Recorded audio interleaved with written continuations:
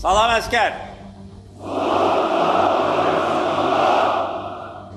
Bugün 26 iyun Azərbaycan Silahlı Qüvvələri günüdür. Müzəffər ordumuz öz peşə bayramını təkcə tarixi zəfərin qüruru ilə deyil, həm də durmadan artan hərbi qüdrəti, yenilənən texnoloji bazası ilə qeyd edir. Vətən müharibəsindən sonra Müzəffər Ali Baş Komandan İlham Əliyevin rəhbərliyi altında Azərbaycan Silahlı Qüvvələrinin arsenalı daha da genişləndirilib. Havada və quruda mütləq üstünlüyü təmin edəcək yeni nəsil silahlar alınıb. Gəlin Silahlı Qüvvələr günündə ordumuzun gücünə güc qatan bu yeni texnikalara və xüsusilə Azərbaycan səmasının yeni keşikçiləri olan JF-17 Blok 3 qılıcılarına yaxından baxaq. İkinci Qarabağ müharibəsi Azərbaycanın hərbi texnologiyalar, xüsusilə də Bayraktar, Harop və Spike sistemlərindən uğurla istifadə etdiyini bütün dünyaya nümayiş etdirdi. Lakin müharibədən sonraki dövrdə ordu quruculuğu və hərbi qüdrətin artırılması prosesi dayanmadı. İkinci Qarabağ müharibəsi zamanı arsenalımızda olmayan, lakin bugün ordumuzu daha da gücləndirən texnologiyalarımız var. Akıncı zərbə puaları.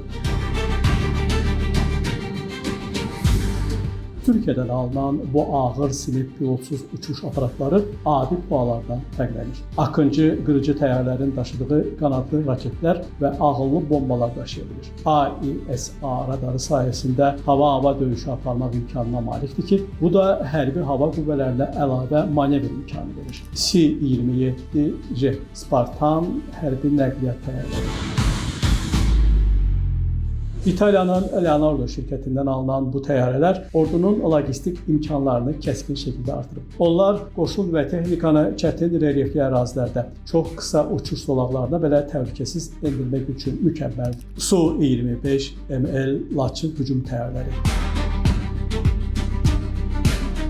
Su-25 təyyarələri Türkiyə istehsalı, ağıllı sursatlar və müasir avionika ilə təchiz olunaraq hədəfə yaxınlaşmadan uzaq məsafədən dəqiq zərbə endirmək qabiliyyətini yiyələnir. Hərbi hava qüvvələrimizin son dövrlərdəki ən strateji satın alması isə Pakistandan alınan çox məqsədli JF-17 Hunter qılıcılarıdır. İlk partiyası artıq Bakıya gətirilən bu təyyarələr ordumuzun aviaparkında 4-cü nəsil qırıcılar dövrünü başladır. Hərəkət! Möhtərəm Prezident Cənab Ali Başkomandan GF qırıcı təyyarə baxışa hazırdır. Müdafiə Naziri General-Polkovnik Zakir Həsənov. Sağ ol. JF-17 Çin və Pakistanın birgə istehsalı olan yüngül, tək mühərrikli, çox məqsədli döyüş təyyarəsidir. Adındakı JF qısaltması İngiliscə Joint Fighter, birgə qırıcı, Çin dilindəki Heolong isə qüdrətli əjdaha mənasını verir. Bu, layihənin iki ölkə arasında strateji əməkdaşlıq və ərsəyə gəldiyini simvolizə edir. İstehsal prosesi də ortaqdır. Hissələrin bir qismi Çində, əsas yığım isə Pakistanın Kamra şəhərində reallaşır. Bugünədək 170-dən çox istehsal edilən qırıcı Pakistan, Myanma və Nigeriya ordularında istifadə olunur. Azərbaycan bu təyyarələrin ən müasir və təkmilləşdirilmiş versiyasını Blok 3 modifikasiyasına alıb. Layihə həm hava-hava, həm də hava-yer tapşırıqlarını eyni dərəcədə uğurla yerinə yetirmək üçün dizayn edilib. Ən yeni Blok 3 versiyası aktiv fazalı antenli radar və müasir elektron mübarizə avadanlıqları ilə təchiz olunub. Təyyarənin proqram təminatı açıq arkitekturalıdır. Bu isə onun sistemlərini gələcəkdə qısa müddətə və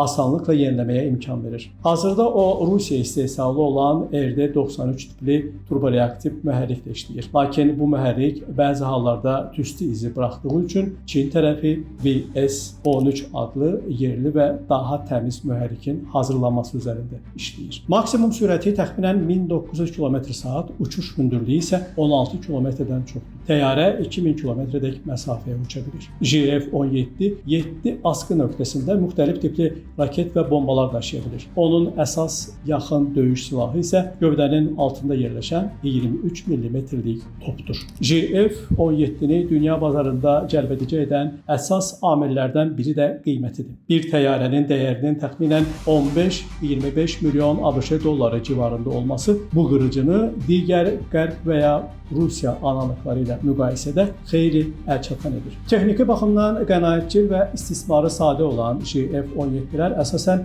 bir oturacaqlı olsa da, təlim məqsədləri üçün 2 oturacaqlı variantlara da malikdir. Bu qırıcılar Azərbaycanın hava məkanının qorunması və zərbə potensialının artırılması işində mühüm rol oynayacaq. İkinci Qarabağ müharibəsindən sonra arsenalın bu cür müasir və strateji hərbi texnikalarla zənginləşdirilməsi Azərbaycanın müdafiə doktrinasının yeni inkişaf mərhələsini nümayiş etdirir. İstər ağır zərbə puaları və dərin modernizasiya olunmuş Laçın hücum təyyarələri, istərsə də hava məkanımızın yeni keşikçiləri olan 4-cü nəsil JF-17 blok 3 qırıcıları ordumuzun səmada mütləq üstünlüyünü təmin edir. Bu strateji satın almalar təkcə hərbi qüdrətin artırılması deyil, həm də Cənubi Qafqazda güc balansının qorunması və istənilən potensial təhdidin beşikdəcə zərərsizləşdirilməsi üçün güclü çəkindirici amil. Bütün bu addımlar bir daha sübut edir ki, Azərbaycan qazandığı tarixi zəfərlə arxayınlaşmır. Regionda əsas təhlükəsizlik qarantı rolunu daha da möhkəmləndirir.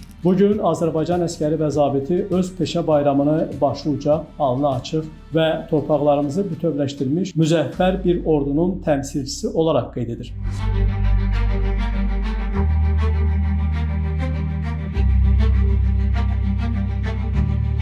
Dünyanın ən güclü orduları sırasında yer alan silahlı qüvvələrimiz xalqımızın güvənc yeri, dövlətimizin sarsılmaz dayağıdır. Sərhəddə, postda, səmada və dənizdə gecə-gündüz demədən vətənin keşiyini çəkən hər bir hərbiçimizə uca Tanrıdan can sağlığı, Polad kimi möhkəm iradə və tükənməz güc-qüvvət arzulayırıq. Qəhrəman ordumuzun qarşısında duran hər bir çətin tapşırıq uğurla nəticələnsin. Silahları hər zaman hədəfi dəqiqliklə vursun və səmada pərvaz edən qüdrətli əjdahalarımız, akıncılarımız, laçınlarımız yurdumuzun üzərindəki sülhü və sabitliyi daim qoruyub saxlasın. Namiq Abbasov, Today Press TV.